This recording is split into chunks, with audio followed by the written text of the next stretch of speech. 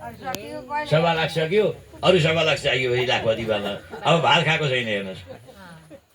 अनि त्यति गरेर लाखपति बाल्दाखेरि 1 लाख बत्ती बाल्दाखेरि 1.25 लाख बत्ती बाल्दाखेरि त्यो बत्तीको राप कति जान्छ माथि, कति पीडा हुन्छ। कसको नाम बाले भगवान्।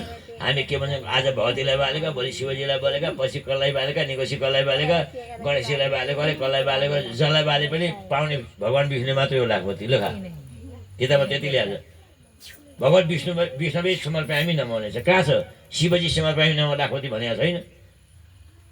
भगवान् विष्णुलाई मात्रै समर्पण हुन्छ लाखपति। जसलाई जहाँ जहाँ लगेर बाले पनि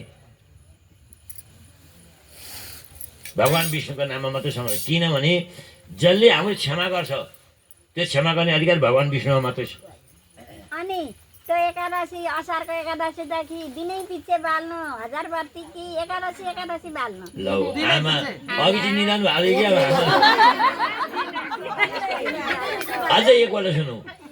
असार शुक्ल एकादशीदेखि दैनिक 1000 बत्तीले बेलुका पुरुषोत्तम भगवान्को आरती गर्नुपर्छ। दैनिक 100 दिन गरिसकेपछि 3 महिना पुरा भएर 14औं महिना प्रवेश गरिसकेपछि अनि त्यस पछाडि फेरि 1.25 लाख बत्तीले बाल्ने।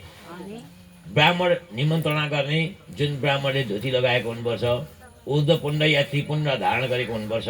टीका नलागेको ब्राह्मणबाट कर्म गर्नु हुँदैन।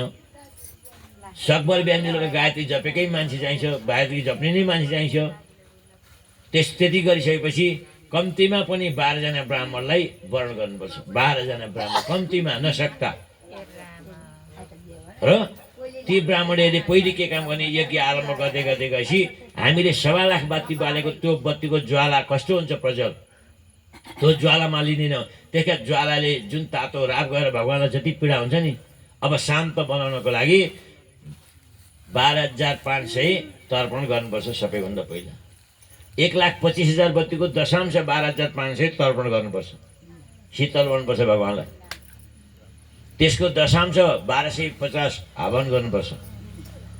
त्यसको दशांश 125 मार्जन गर्नुपर्छ। यो यस्तो खालको छ। हामी चाहिँ के गर्छौँ भने भइसके 1250 हवन गर्ने अनि 125 तर्पण गर्ने अनि थोरै मार्जन गर्ने, सकियो, खेला खत्तम। 12,500 तर्पण गर्न कतिजना ब्राह्मण चाहिन्छ पहिले भन्नुहोस् त। अनि 1250 हवन पनि गर्नुपर्छ।